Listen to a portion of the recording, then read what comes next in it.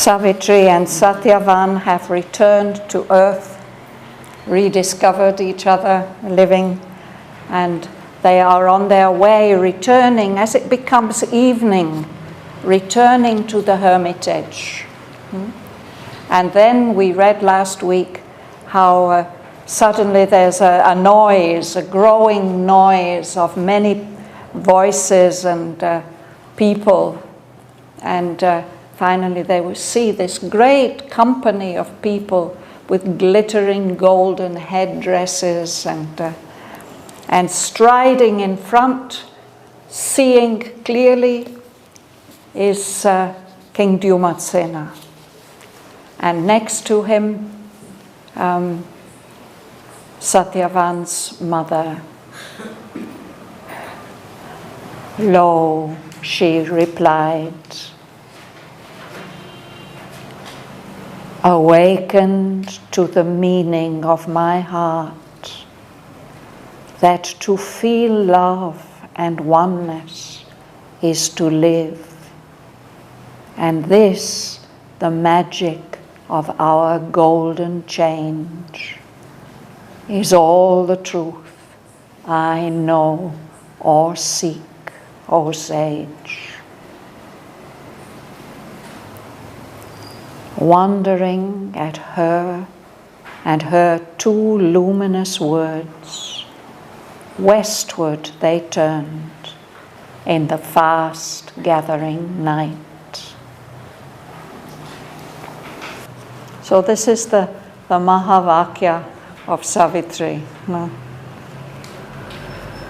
Mysterious message. He's asked her, what is the power? No? And this is her reply. I've awakened to the meaning of my heart.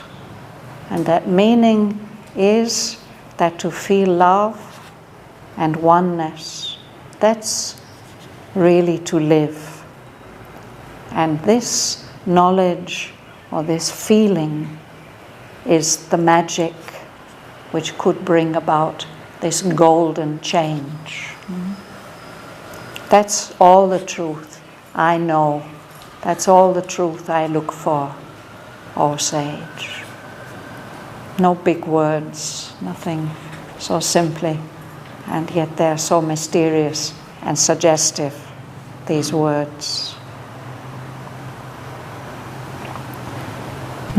So that whole crowd of people, they don't understand what she has said. They are wondering at her, at Savitri, and at these words which are so full of light that they are difficult to understand. So the whole company turns westward. They are on the northern side of the foothills of the Himalayas. And in order to return to the kingdom of Shalva, to the capital city of Shalva, they have to now turn westward. And the last section will tell us about that return journey.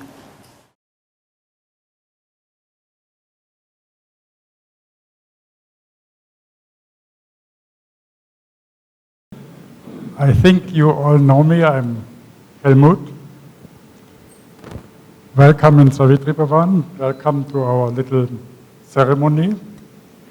It's not only about Shraddhavan's work, especially the last one, which she concludes today with the 12th volume, the English of Savitri, but it's also about Shraddhavan's birthday, which is today.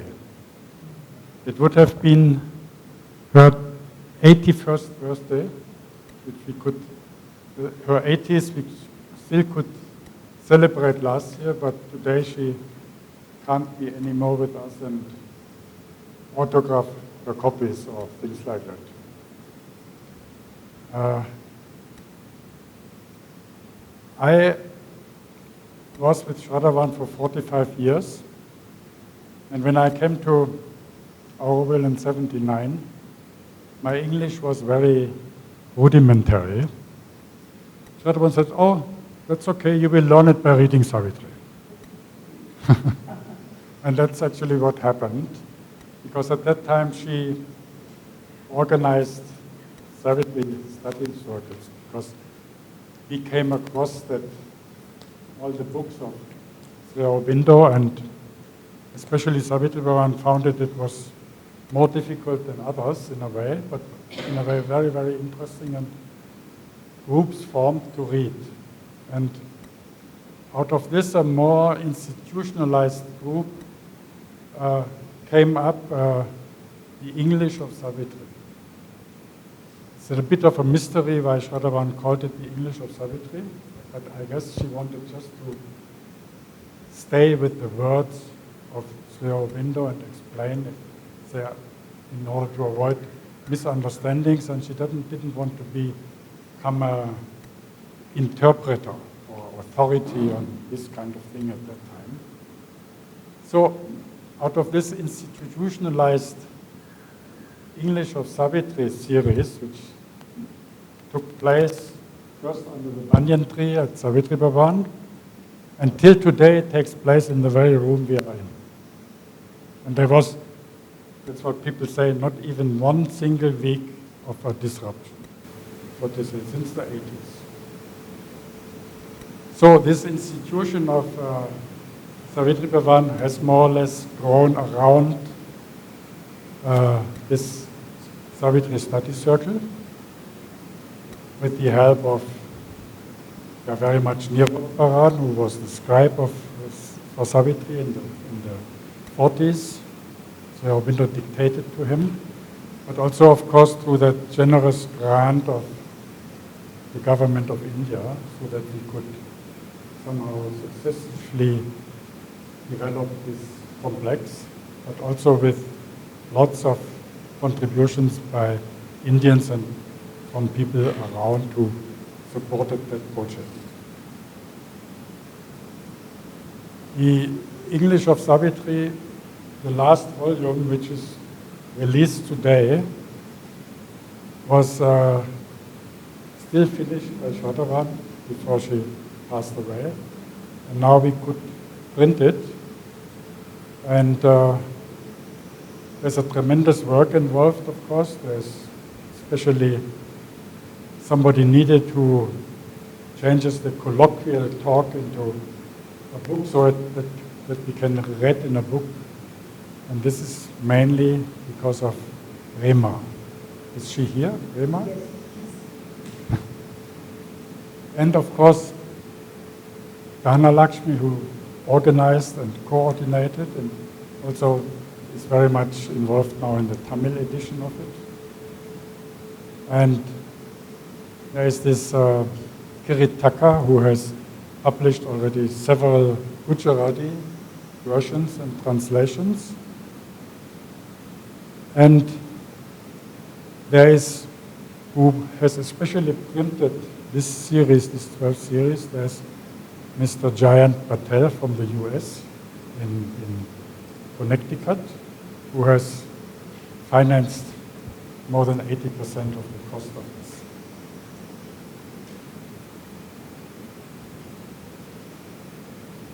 The only thing I can do now is I pass it on to Alok, whom I would like to open one of these books and distribute a couple of copies, to complementary copies. And maybe I should announce that another book release will take place at the 9th on Friday, which is Ananda Reddy's book at the same place at 4:30. If you are interested, please come, hopefully in the same big number. There are the classes that Anand had taken here. They are coming out as books now, like Shraddhavan's oral classes. This is going to be book 1, Canto 1, 2 and 3 of book 1. The very first class. I forgot one name, which I just found. This series, the English of Savitri, these sessions, after some time, somebody had the idea and immediately went in realizing it, of recording audio-visually. And this was Sung Hee from Korea. Is she here? Where is she? Oh, it's from there, yes, up there. Mainly through her effort, this book version could be established on the base of her recordings.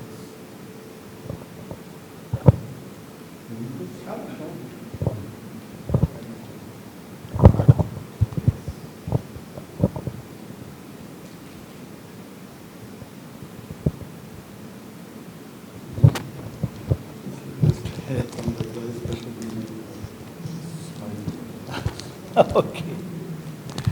Keeping the cover intact. Open it. Maybe this small scissor. Somebody has something sharp also. Can be done like this? Sharp.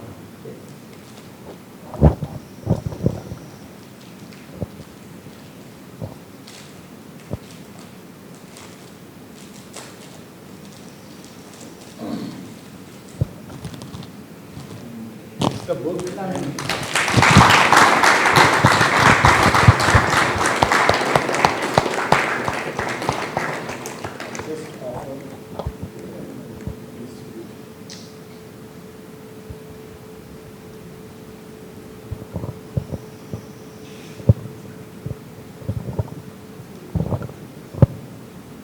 Let the first copy be here. Yeah. Yes. So then we have a couple of books. This goes to Alok. Thank you.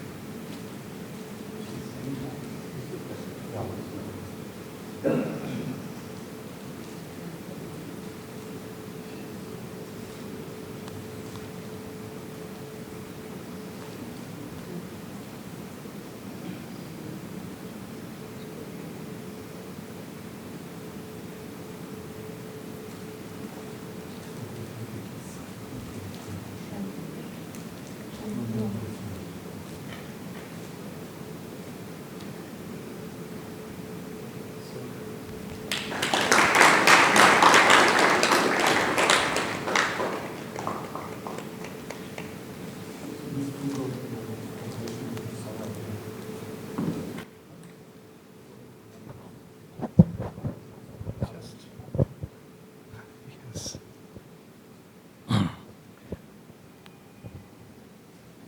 Actually, words fall short and they can never do justice to someone like Shraddhavan. I remember in one of our conversations with Huta, the mother says, there are two kinds of souls. One who are caught in the net of ignorance and falsehood, and they are struggling to find a way out. They're looking for doors of escape, and they try to escape first into the different alleys of the world, only changing fields of ignorance. And after much beating, they look for a door, probably which will take them out of the fields of ignorance. But there are other souls who are conscious of their mission and come down consciously to struggle and battle against the forces of falsehood and ignorance. The mother says, I call them heroic souls. And at least to my heart, to my intuitive sense, there is not even an iota of doubt that Shraddhavan belonged to the latter category. She was definitely a child with a mission, of course, child of the mother, and the enormous work that got done through her is something phenomenal. And in India, of course, we would call them as vibhutis. So definitely she was one of those who came for this wonderful work. Personally, I'm grateful for the wonderful work she has done for Savitri in service of the mother. This is something amazing. And though we are releasing the book today, I'm sure this will have for ages to come, for times to come, because Savitri is the future. As the mother said that all else is a preparation, Savitri is the message. It is the future. Maybe we are not yet ready for the future. So at the end of every age, the divine hands over a scripture to navigate us through the journey, like the Gita was handed over at the end of Dwapar. And at the end of Kali Yuga, as we go towards the new Satyug, we have Savitri, and works of Satyavan is something which is going to help mankind in making Savitri a lot more accessible and easier. So this is one part. And second is, I remember those, I can't just help remembering the great privilege and an honor that she was in Desiree, in the ashram atmosphere during her last few weeks. And her last birthday was celebrated there. Especially I remember the last day. I won't call it the last day because words like departed, death, life has no meaning for someone like Shraddhavan. They live forever, not just in memories, but they live. They are conscious, I'm sure. She is there, around, consciously receiving all this and enjoying in the mother's lap, in her heart. But I remember the last day when suddenly she was otherwise doing well and suddenly her health took a dip. She was sort of what can be called as breathless. And after doing whatever could be done, I just asked her that, would you like to be shifted to a higher facility, medical? And what a smile. After many days, such a beautiful smile. I mean, she used to smile, but that particular day her smile made me feel that this is one of those smiles which comes straight from the soul, which is conscious and has taken a decision. And with that smile, she was very clear, no, she wants to be here. And she, of course, left the body in the ashram atmosphere. I don't think these are coincidences. Nothing is a coincidence at one level. But one of the things that I remember is that she wanted that spirit of oneness, that different groups connected with Sri Aurobindo come together. And she tried in her own way while she worked here in several ways actually. But even in her departure, she became kind of a bridge. Her consciousness joined at some level, at some occult level, the two great sources which are going to be the perennial founts of the new life, the ashram and Auroville. So all my gratitude, of course, to her and to the Divine Mother for creating such wonderful human beings whose life inspires, whose work inspires, and it leaves a stamp upon us humans. Thank you so much. If anyone has anything to share with regard to their own personal reminiscences, I think it's okay, Helmut. So maybe Kavita, you can break the ice and...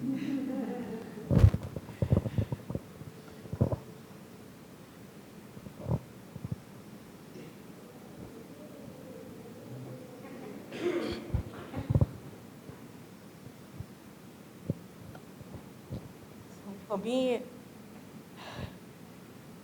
she is my mother, and I was blessed to be with her. Thank you. Express publicly my gratitude for the years that I was able to be in Shraddhavan's classes. On this day, I would also remember Meera Jyoti, who was a great supporter of Savitri Bhavan.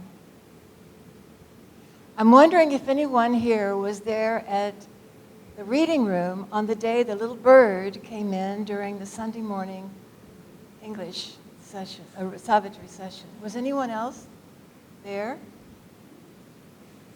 when that little bird came inside the room? It was during a Sunday morning class. Yes, I have the, okay, if no one else was there, but if I want to compare notes, because that was a very special memory for me, a major lesson, because I'm sitting there and I hear all of this titter, titter, titter, everybody's laughing, and I'm saying, why can't people be more disciplined? We are reading Savitri, why not have more respect? And then I look up at Savitri's, at Shraddhavan's words. She has turned, hello, and I can't remember what she said to this little bird. So you've come to us, and I thought, wow, you know? And the person sitting next to me got a photograph of the bird and Shraddhavan. And I learned a lesson that day I will never forget. And so I'm really grateful for that. And I also want to express that in all my Life Divine and Savitri books, and I have not only notes from your classes, sir, but from Shraddhavan's classes, I just have notes of the stories she would tell to make things easier. And I will just say one more thing. So it was in the Life Divine class, and we were struggling over some questions about the nature of existence and reality and quantum mechanics and I don't know what. And the little note, you know how the chapters are in the Life Divine. And for me, it was years and years back. I was really struggling. So here, Shraddhavan says, on this particular question about actually the materialist question, if you can't see God, he doesn't exist, because only what we see exists. So she told this abbreviated, simplified story. The student who is at the university, also in the classes, contemplating these great life questions about the meaning of everything. And he's sitting under the tree in the courtyard of the university, and he's pondering all of this, and he said, then how can this tree continue to be if there's no one about in the court? And the next day he comes in, he notices there's a little note under the tree, and he reads the note. Dear sir, I am always about in the court. Yours faithfully, God. Well, I will share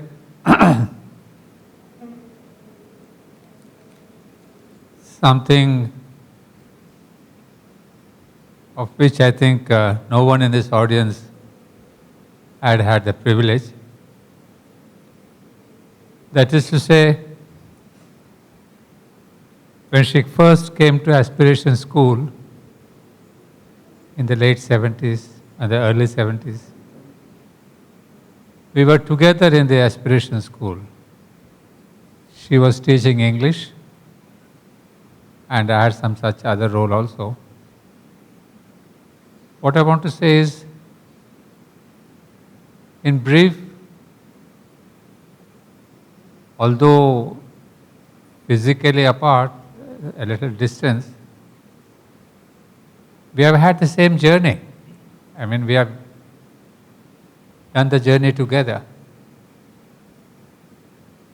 She has had to go through her own problems of Auroville and all that. That's not important.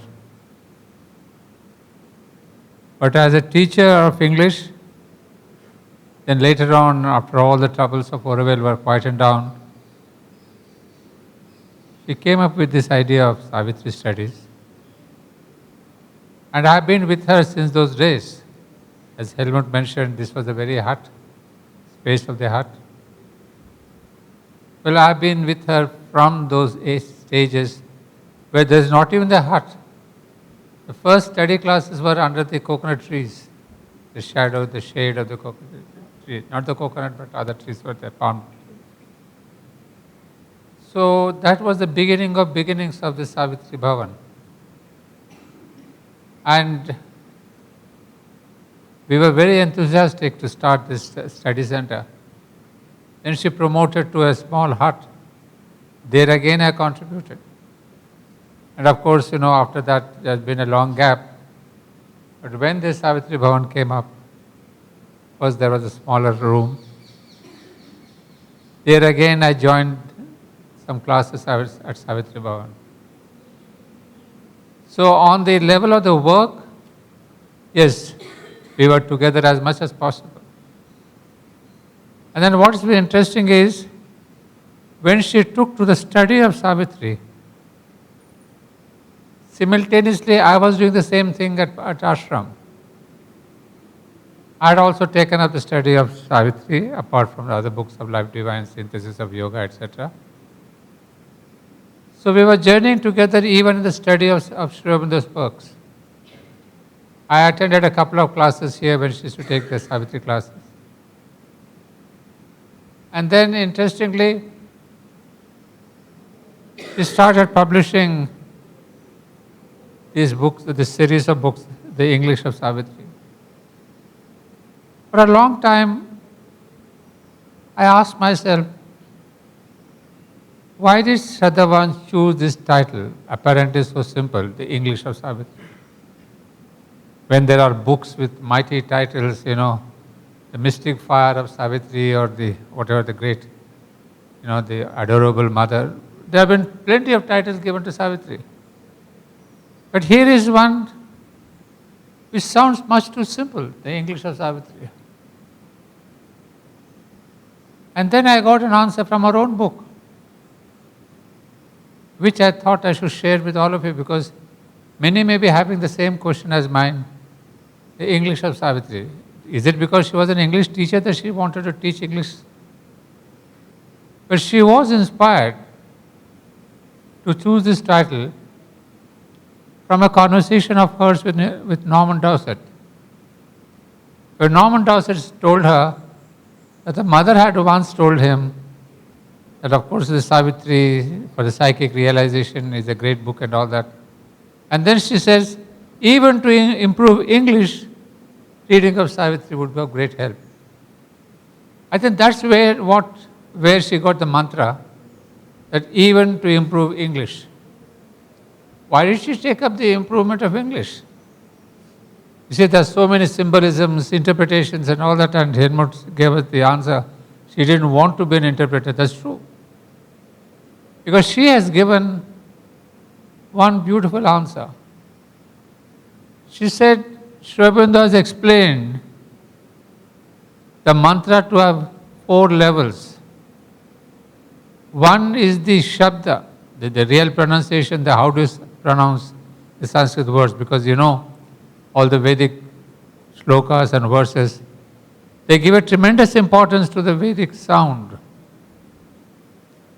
Almost, there have been plenty of stories, which this is not the time to tell you stories, where the sound is almost like a chemical, combination. If you put H2O and HO2, the whole damn thing is over. So like that, if you mispronounce one little Sanskrit word, there could be a calamitous result. So that was the importance of the Sanskrit pronunciation. And so she took up that little hint, that there must be a perfect pronunciation so that Savitri is pronounced rightly, in the right rhythm, because mantra is a rhythm. And then what we have in the Sanskrit, Vedas, Upanishads, Gita and all that, you may not understand the meaning, but the rhythm that carries over, and that's what, implants in you a higher consciousness. Then there's a second level, that of the meaning of the word, the correct meaning. And Sri Aurobindo has taken a great amount of trouble to give us the right meaning of the Vedic words and the Sanskrit words of the Upanishads. Because there has been a lot of misunderstanding and misinterpretation of the meaning of the words. And that was, again, an effort of Shraddhavan. She has given at the third level is where you combine the meaning, the rhythm of the word, the sound, and then you go to a deeper meaning. And the fourth level is when you go beyond mind into a silence, a new intuition comes to you. You have the deepest meaning. What the mother once wrote to me is profound and magnificent meaning. So that's the fourth level. And Shraddhavan has wonderfully given us the first two levels. How to pronounce each other. You may think it's just English. But it's not just English. Each word has a perfect way of pronunciation. So you have to catch not just the iambic pentameter, and some people say, yes, I know iambic pentameter, it was the hour before the gods are awake. It's not that analysis. And then Shraddhavan has seen the way she takes the trouble of explaining each of those words. Because like in Sanskrit, many English words have also got many different layers of meanings. Which one to choose? And this is where Shraddhavan has been of great help. So the first and second were what Shraddhavan wanted to do through all these books. Volume 1 to volume 12. And then there's a third level where there are other great speakers like Natkani and all of them who have given us the meaning with a rhythm, with a meaning and a deeper interpretation. Whatever it be, but I must tell you that without the first and the second level, which is revealed only in Shraddhavan, no one else has done that, at least the one that I have read. So it's a yeoman's service what she has done. It's an extraordinary contribution to Savitri readers.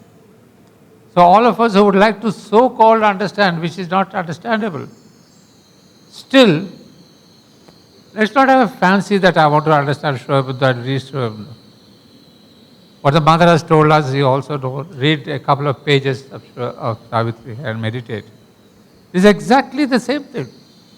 We have to read a couple of pages because we must read it correctly, pronunciation correctly, find out the right meaning of the word because there are multiple meanings. And the third level, as the mother says, get into a silence and then you'll go beyond the mind and that meaning will be revealed to you in the silence. So I felt that the value of these books is immense. It's not just teaching English. It's not just correcting our English pronunciation. It adds an immense dimension to Savitri itself. And if you want to understand and read Savitri as a mantra, the first two steps cannot be forgotten or stepped over. And that's where I thank Savitri, Shraddhavan very much. And while she is doing that, simultaneously she had asked me to teach Savitri at Savitri Bhavan. And there I too went through many of the cantos and the books. And that's what I said next week on the 9th of this month, on Friday. It so happens that my first volume of Savitri, book 1, canto 1 and 2, they are just coming out now. So I thought it's a very beautiful coincidence that along with Shraddhavan, my great colleague, I'd also be releasing my book for all of you. And I personally invite all of you so that we can share this momentum of Savitri. So that's what I wanted as a personal touch, and yet I found a tremendous relevance for this book. So it's not just a release of a book, it is an endeavor. And as Sri Aurobindo beautifully pointed out, he wrote in a letter almost in a sad note, it may take a long time for people to understand Savitri and to accept it. And he gave a wonderful example of William Blake. He said he took 100 years. A mystic poet like William Blake, whom Sri Aurobindo called not just a mystic but a seer. A poet like William Blake took 100 years to be understood and accepted by the public. So he says, what about Savitri? So he says, I hope it will not be like William Blake. And especially in India, it will find a few admirers for acceptance. And that sentence hit me most. That at least in India, he says, there will be a few who can take it up. And Shraddhavan falls in that few who have really done tremendous service and offered it to master and mother to spread this word of Savitri. So it is not just a birth, as Alok Pandey said, yes, it's a great birth, a mission, soul, but in the work of Sri Aurobindo itself, she is a part of the master plan of Savitri. So that's why she is not only my personal friend, we have traveled together, but as a soul, I know she belongs to the mothers and masters who work itself. Thank you so much. Shraddhavan, it is a name given by the mother.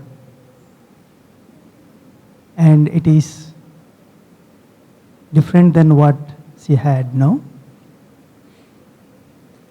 And it was her new birth even when she bore this name. And she lived for the meaning of her name. And once it happened, just in front of Sri Aurobindo's statue, I had a curious question, because at that time it was happening in me, like all Indian names, like Gunavan, Punyavan, Satyavan. These are names to male character. And how come Shraddhavan gets a name of a male character? But then I asked her, how did mother give you a name which she would have given to them? No, mother gave the name not to the external person, but the soul character. And all the work she has done, she has lived for the name mother has given, what I felt. And this also I explained in the article that was published in the Mother India, and in the title of Shraddhavan, a true child of the mother. This is explained there. So today I found it is the right moment to say to all of you, thank you. Ladies and gentlemen, since I'm a very recent addition to the Savitri Bhavan family, I can't really say that I've known much of Shraddhavan, but if you allow me, I would still like to share the memories of my first meeting with her and how I got to work in this place. That happened in 2018, and my older friend told me about Auroville and particularly about this place, that it's the hub of learning, and why don't you visit it during your vacations? Why don't you look at it? Maybe later on you can be associated with it. The place conducts different studies, different activities, and it is directed by the person called Shraddhavan. So I asked, is he Indian? He said, it's not he, it's she, and it's a German. That's the information I got. And so I came over, I wrote about myself, and she gave me time to receive me. And it happened so that it was November 2018, and the very morning on which I arrived to see Shraddhavan, and the time was fixed by her. That was the morning when Savitri Bhavan cremated one more member of its family, Rosa from Moldova, who had spent several years here working. And so finally I got to see Shraddhavan and have a talk with her, and I felt extremely awkward. Just a couple of hours ago, they she personally participated in the cremation of someone who was a colleague of many years and a friend. And here I am, completely unrelated person, having the first meeting with her. And I even offered her to postpone the meeting, let me go and come back later. She denied that. She said, no, it is not a problem, we can still talk. And even though I felt very awkward, her attitude, her smile, and her kindness reassured me. And we had our conversation. At that time, I didn't know that people in Auroville do not die. Officially, they proceed, as is mentioned in News and Notes. People proceed to new levels of existence. And the work does not stop because of that. And last August, it happened so that when we were preparing a photographic exhibition on Sri Aurobindo and the Mother, when we were in the middle of this work, Shraddhavan departed. And even though it was very hard for many of us, it was still decided to go ahead with the exhibition, to open it, and the opening was scheduled 2 or 3 days after her demise. And there was an understanding, I guess, that she personally would not have liked the work of Savitri Bhavan, her creation, to stop, even because of her absence. And that was quite a lesson for me, that first meeting when she went ahead, with my conversation with her, despite the loss of her colleague, and later on, our own project going ahead despite her absence.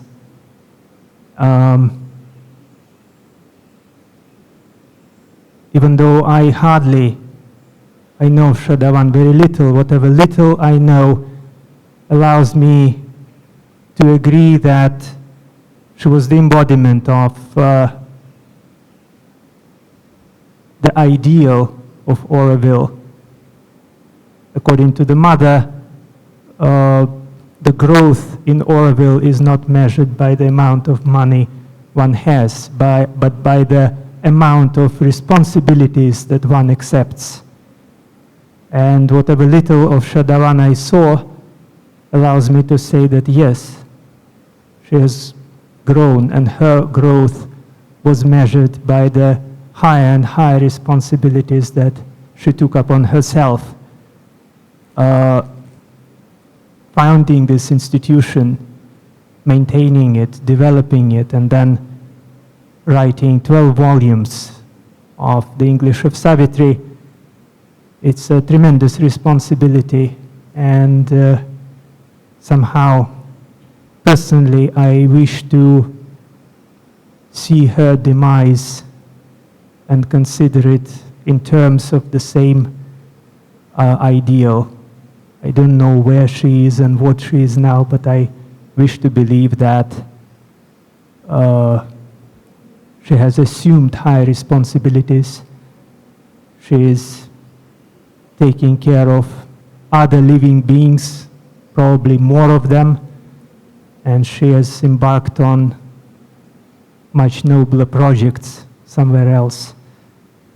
And regarding her name, allow me to mention a line from the Bhagavad Gita, Shraddhavan apnoti param. The faithful attains the highest. Yeah, thank you very much.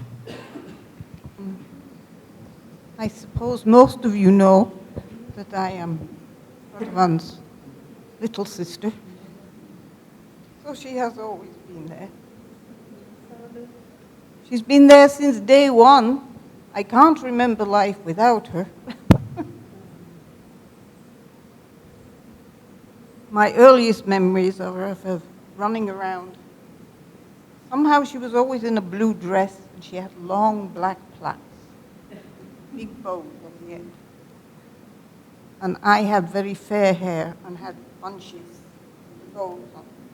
So we were very easy to tell apart, even though we were sisters. We lived in a very spiritual household. My father was a congregational minister with a very strong mystic tendency in his life. So our introduction to the divine and living according to the divine will was instilled in us from the very beginning. I think my father was very surprised in the end when he didn't take us down the road of becoming very straightforward young Christian women and carrying us away all the way to South India in the pursuit of the dream of Auroville. He didn't live very long to see what that brought into our lives, because he passed away just 1 month before the mother did, actually.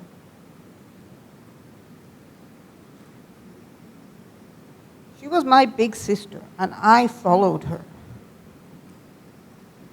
Somehow she was the one who taught me everything. And after I left university, I was completely at a loss of what I was supposed to do, because I've always felt in that society there like a square peg in a round hole. It was through her that I came to know about Auroville and about Mother, and very much about Sri Aurobindo and the teachings of Sri Aurobindo. Because she had met a German man who had been in the ashram briefly. She met him in the World's End pub in Fulham Road in London. But he was the most unlikely ambassador, but he was telling everybody he met about this new place. This was 1968, Auroville. And somehow we both ended up coming here together. We have walked extremely different paths in our lives together here in Auroville. But still, we were always sisters, and we were always, even in the days when we were both on opposite sides in different camps and everything, still we always managed to just be sisters. And when I look around at the work that she did here in Savitri Bhavan, I'm quite in awe, actually. I am really in awe. And I saw in her final days, when everything seemed to be being taken away from her, all that wonderful, sparkling mind, how she managed somehow to find the way to be in the right place at the right time and to pass in the most beautiful way. So even though there's some emotion, there's no sadness. But I'm so glad everybody's come here on her birthday to remember her and honor her, because she really deserves it. Thank you. Gratitude to the mother. Respect to all the present souls here. I am from a remote village, remote area near Chilika of Odisha. First, my gratitude to the mother that she met me with Shraddhavan Devi. She once in visit to Matri Mandir, then after to Savitri Bhavan. I was watching the exhibitions there. After that, sometime, sorry, my English is very poor, not like you. A cool hand pressing my shoulder. I turned down, left, and saw Shraddhavan and she is aspiring me, counseling me that if you want to exhibit in your center, I request to some Ganguly in press, in the ashram press, he will give you a packet and you will exhibit it there. And she talked with me at that particular place for 15 minutes. Shraddhavan Lavati Jnanam. She also acquired all the knowledge of Sri Aurobindo's Savitri and delivered us in so simple. Before that, I have studied English, simple English, like Devendra Bora, Health in Your Hand, the acupressurist of Mumbai, the mother, MP Pandit. But later on, I marked this English of Savitri is so simple, so simple. Even a little English reader can understand it. I have started my Savitri reading from book 6, much earlier in 1993, when I was past my graduation. And today I was more delighted when Dhanlakshmi Didi advised me, you must come, and the book going to be published, that is book 6 there. I was delighted and came here. Thanking you all. Thanking you all. I don't want to claim the role of editor actually. It was copy editing. I started as a copy editor. I am a trained professional copy editor. So I just asked to do some volunteer work at Savitri Bhavan. So Shraddhavan asked me, at that time she was, only the first volume had come out, and she was working on the volume 2 of the English of Savitri series. So, and it was being serialized in the, Invocation Journal also.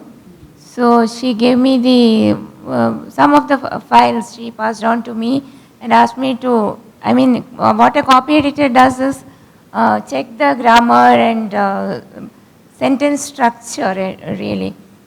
Because this transcripts are in conversational style, so you have to make it proper sentences to be published as a book. So that was the work she was doing it all alone. Everything she was doing alone. So she just asked me whether I can help. So I just did 1 or 2 chapters, and she was satisfied with my work. And then it went on. Like the transcripts were already available, like of her classes. Then for the first 5 or 6 volumes, she would do the first version. She herself used to do. Then slowly she was having more of responsibilities at Savitri Bhavan. Her health was not also very good, and she was having lots of issues, other issues. So I offered to do the first version also. Making the first draft, and then I will pass it on to her, and we will pass it between us for 5 or 6 times, each chapter, the same. So I got an opportunity to read the same thing many times over, and that was my, what do I say, that was a great blessing that I can have. I'm eternally grateful to, otherwise I wouldn't have even read Savitri in full. I was, as you know, the first chapter is the first canto is the most difficult. If you read the first page, okay, you will never turn to the second page because it's so difficult. I was feeling that way. And of course I have, reading prose, I was not having that difficulty. I had read Life Divine and everything, but not Savitri. But after being associated with this project, I read it many times, and Shraddhavan's explanation also, and it was a very fulfilling work for me. Everything, I cannot single out one thing, especially if you read this present volume, this book 6, Book of Fate. I would say it is something out of the ordinary. Everyone should, we are all fortunate to be here, to be associated with Savitri Bhavan, Savitri. We should never lose the opportunity to read this book, and with Shraddhavan's explanations, It's, I don't know how to explain, put it into words. Even if you don't understand, it is a very good. I mean, after the first canto, everything else is very simple in Savitri actually. Once you know how to read it, where to stop, where to pause, and like that, then it gets more and more interesting. By each canto you read, it becomes very, very simple actually, the language itself. You may not understand every single word, but you will get the idea and somehow it will get into you. So everyone present here, present in Auroville, present in the ashram, wherever you are, please take this opportunity to read this book, along with Shraddhavan's explanation. It will bring out a very, very beautiful change within all of us. Thank you. Good evening.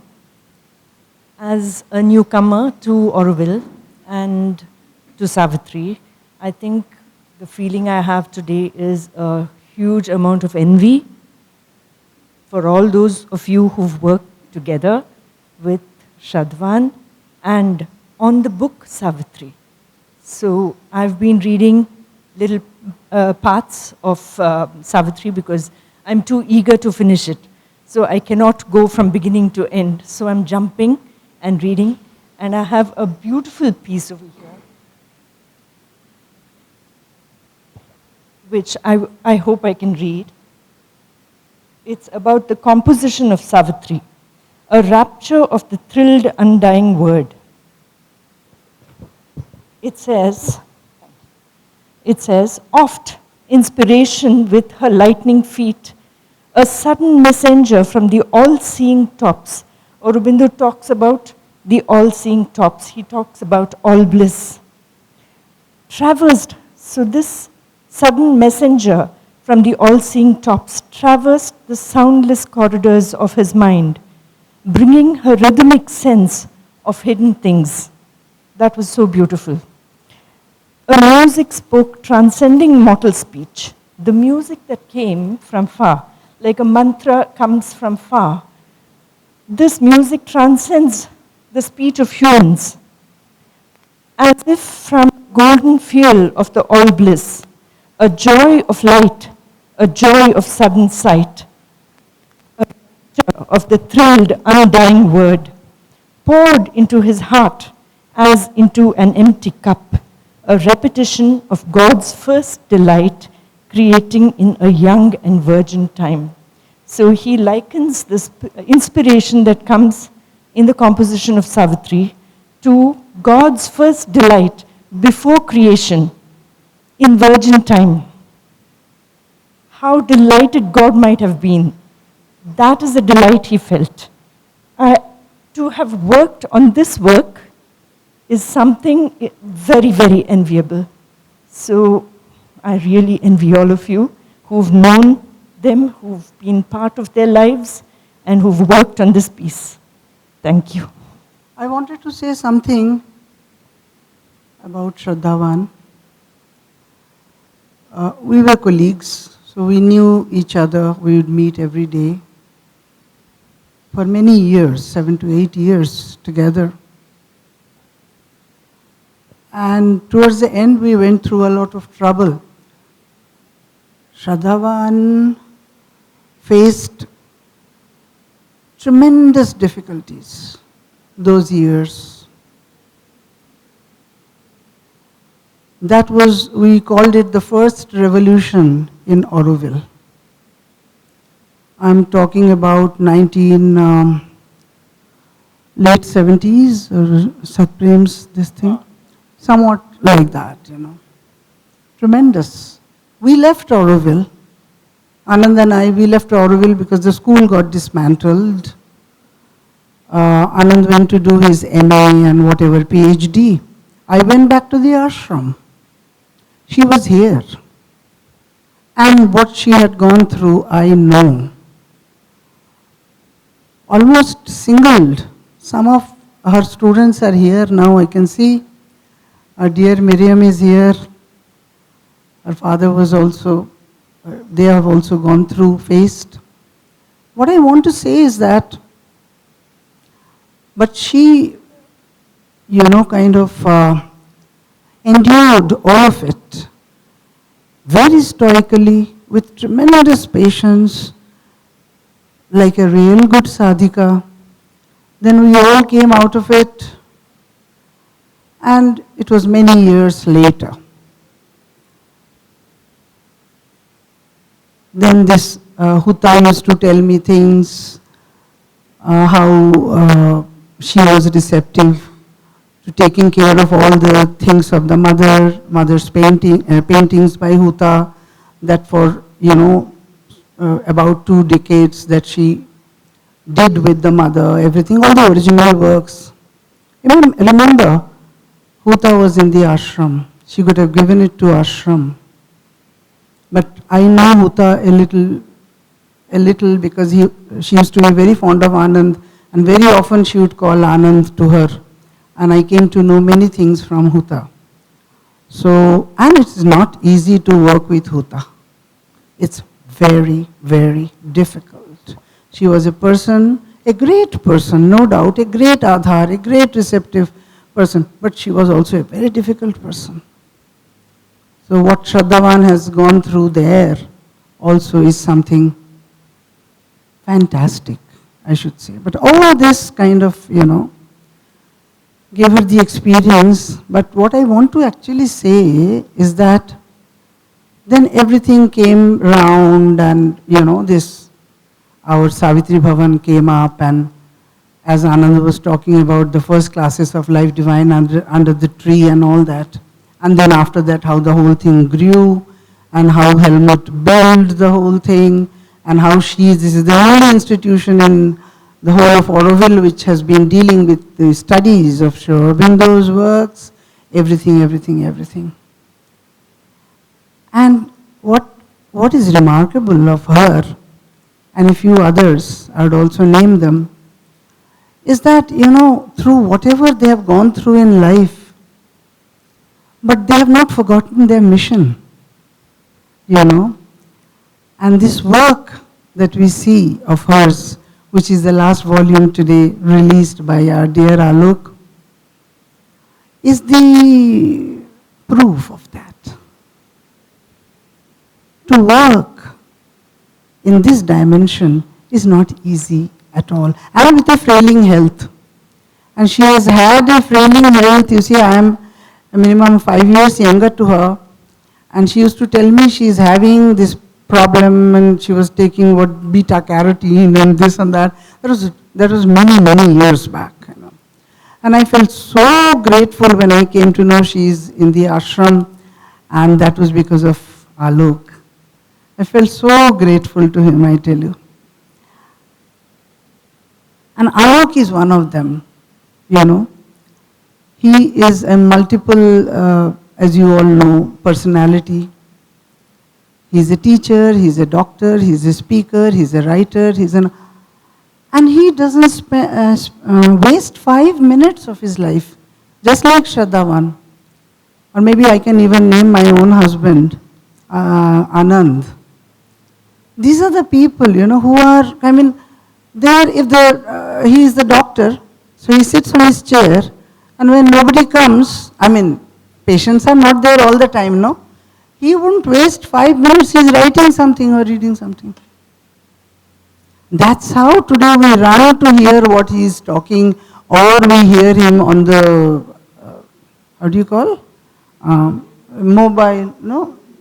YouTube and all that. Why? Because this absorbed knowledge, this passion, first for experiencing themselves and then sharing it with others. Shraddhavan was one like that. She suffered. She suffered, actually, very honestly, she suffered a lot. I know those days. And then after that, she comes out like a jewel. And then she produces this work and other works. I was wanting to tell Helmut the other day that we have spoken quite a few times. She used to say, Deepshika, everybody talks of Sri Aurobindo's writings. Nobody talks about the mother's books. Why don't you come and take mother's books? And we tried also 2-3 times. I said, okay, I will start with the volume on yoga. That will be very nice. But somehow we didn't have a very good response, Helmut. That's why we had to stop. And then she used to say, I don't know why people, when you talk about life divine, when you talk about this and that, people come. But when it comes to mother's conversations, there's so much to learn from them. Why is it that they don't come? And I was just going to share with him that thing. Anyway, that is something different. But this is what I wanted to say, that there's a lot to learn from such lives, you know. Life passes so fast. We don't understand year after the year. We say, oh my God, this happened in 2012, this happened in 2014, and now it's 2023. But how much we have really been able to do. I'm not only talking about the outside work or inner work.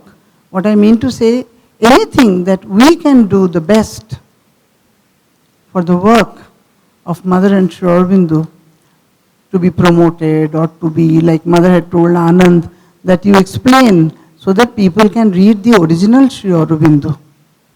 And there have been also many people that Mother said that you read, you don't need anybody's assistance. So it's all to different people. But today when we hear Alok explaining something, it becomes easier for us. It touches us somewhere within. Oh, I've understood this concept. He has spoken so beautifully. That has its own value, actually. So we have to understand our own Swadharma, what we are here for, and let us be able to do that, like what Shraddhavan was an example of. I just wanted to share this. So thank you very much for all of you to coming to our little ceremony today.